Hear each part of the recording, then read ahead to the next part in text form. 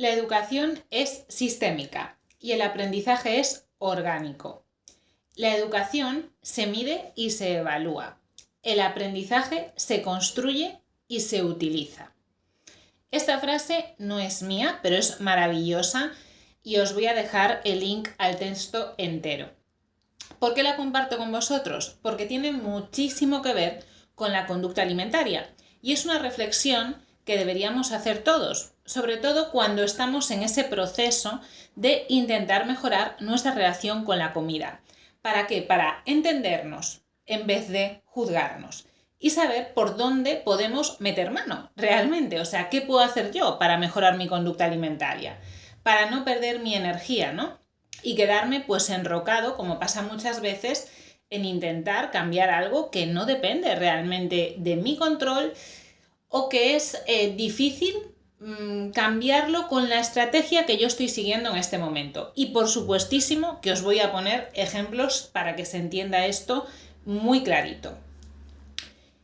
La educación es lo que, en teoría, podría hacer un nutricionista en la consulta. Por ejemplo, si yo te enseño a leer etiquetas, eso es un proceso educativo. ¿Qué pasa? Que cuando una persona tiene un problema de conducta alimentaria, como puede ser pues picoteos constantes, ser incapaz de organizar su alimentación, pérdidas de control con la comida tipo atracones / atraconcillos, cuando una persona tiene miedo, ¿no?, a afrontar pues comer determinados grupos de alimentos, a tener una comida social y comer por algo diferente que no sea nutrirse, todo eso, por mucho que yo le suelte una perorata, no va a cambiar, porque eso no es algo que se resuelva educativamente, sino que se va a resolver con aprendizajes, exponiéndote a esa experiencia y demostrándole a tu sistema nervioso que las cosas no son tan malas como tú te las imaginabas, ¿no? Todo realmente siempre es peor en nuestra mente que en la vida real. Pero para que nuestro sistema nervioso entienda eso, lo que hay que hacer es exponerse a ello.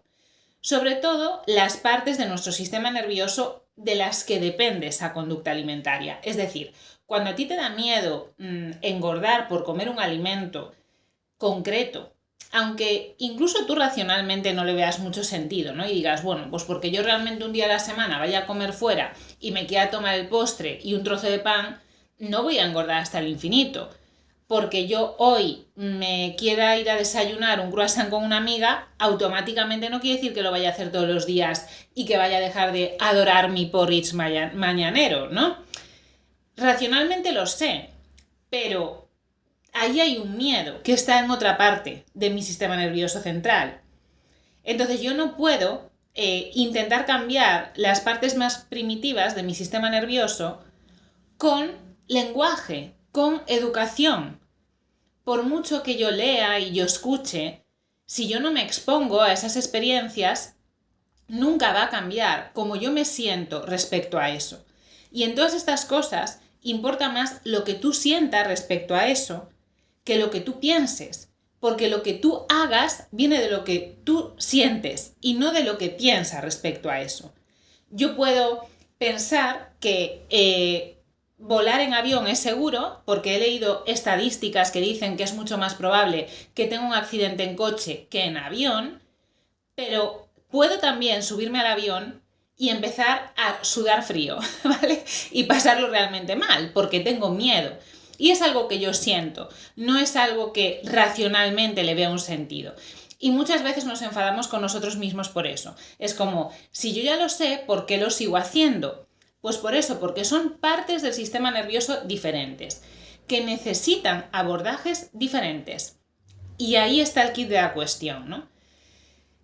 Si yo, por ejemplo, tengo miedo a determinados alimentos y en algunos momentos decido no exponerme a ellos, pues está bien, pero debería ir pensando en hacer una exposición progresiva, ¿vale? Ser consciente de cuáles son mis miedos e irme exponiendo a ellos. Generalmente, cuando una persona está en un bucle restrictivo, Y esto no tiene mucho que ver con su peso o con su imagen corporal, ¿vale? Hay personas que se sienten restringidas independientemente de que tengan un porcentaje de grasa mayor o menor. Si yo quiero dejar de sentirme restringido, yo tengo que exponerme a alimentos diferentes y a diferentes grupos de alimentos. Es decir, no solo a un alimento concreto que he evitado, sino también pues a lo mejor a los hidratos de carbono o a las grasas o a cocinar con un poco más de aceite, a lo que sea. Yo necesito hacerlo y comprobar que cuando hago eso, la recompensa, el resultado que obtengo es incluso mejor de lo que yo obtenía con la restricción, ¿vale? Porque muchas personas, y en concreto muchas mujeres, no mejoran su composición corporal porque comen poquísimo. Y como comen poco, no tienen energía para hacer su entrenamiento. Y se obcecan en comer más y más proteína, más y más verdura. Y tienen el abdomen inflamado por un exceso de fibra y porque han alterado su microbiota consumiendo solo ese grupo de alimentos.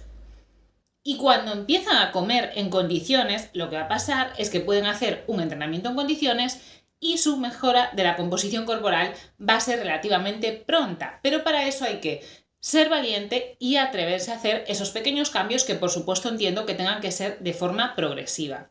Lo mismo pasa con las pérdidas de control con la comida. Claro que entiendo que hay momentos en los que no tener en mi casa pues un bote de crema de cacahuete es la decisión correcta. Porque mientras yo siga perdiendo el control con la comida, mi sensación de autoeficacia, mi percepción de mi ser es negativa. Porque digo, Ana, chica, lo único que haces es ponerte piedras en el camino. Tú te estás generando problemas a ti misma en vez de solucionártelos. Entonces, eso es lo que hace que después tú tengas, ¿no?, una autoestima baja. Ese autoconcepto que acabas generando de ti misma por esas pruebas tangibles de tus actos, de que te estás generando problemas. Decides no tener crema de cacahuete en casa, está bien. Pero a ti te gusta la crema de cacahuete, sabes que es un alimento que es saludable, que puede estar dentro de una alimentación saludable, ¿no? No vamos a empezar ya a debatir con esos matices de nutricionismo excesivo, ¿vale? Y menos cuando nuestro objetivo número 1 es estabilizar la conducta alimentaria. Ya entra dentro de la filosofía de vida de cada uno si ser lo más sano que se pueda ser o comer lo más sano que se pueda comer es a lo que quieres dedicar tu energía vital. O quizá hay muchos otros intereses y muchas otras formas de vivir con mayúsculas que crees que merecen tu energía. Que eso, por supuesto, es a lo que yo te invito. Muchas personas que tienen problemas de reacción con la comida ya están dedicando demasiado de su energía y de su foco a aprender sobre nutrición. Y seguro que el mero hecho de abrir sus intereses y empezar a aprender y empezar a dedicar tiempo a vivir otras cosas que no tienen nada que ver con la alimentación, ya les va a hacer sentir muchísimo mejor, ¿no? Estar con otras personas, entender otra manera de alimentarse, conocer personas a las que la alimentación no les importa una mierda, todo eso seguro que va a hacer que su reacción con la comida sea muchísimo mejor. Porque en parte es una mala reacción por eso, por un foco excesivo en algo y no tener otras patitas de la mesa que sustenten mi bienestar físico y mental. Pues para yo mejorar mi relación con la comida, respecto a las pérdidas de control, puede haber momentos en los que yo diga, vale, sé que este alimento es muy palatable para mí, no lo tengo en casa. Pero tendré que irme exponiendo a él de una forma concreta. Por ejemplo, pues podría hacer paquetitos de 30 gramos de frutos secos para que me sea más difícil abrirlos, tenerlos guardados en la parte de arriba de la cocina, comerlos mezclados con otros alimentos. No es lo mismo comer solo frutos secos que un bol de yogur con arándanos, frutos secos, nibs de cacao, que va a ser mucho más saciante, ¿no? Entonces, al final, lo que quiero decir es que tú a tu sistema nervioso reptiliano no le puedes hablar en el lenguaje de tus lóbulos frontales, porque no lo va a entender. Tienes que pasar a su idioma para dialogar con él.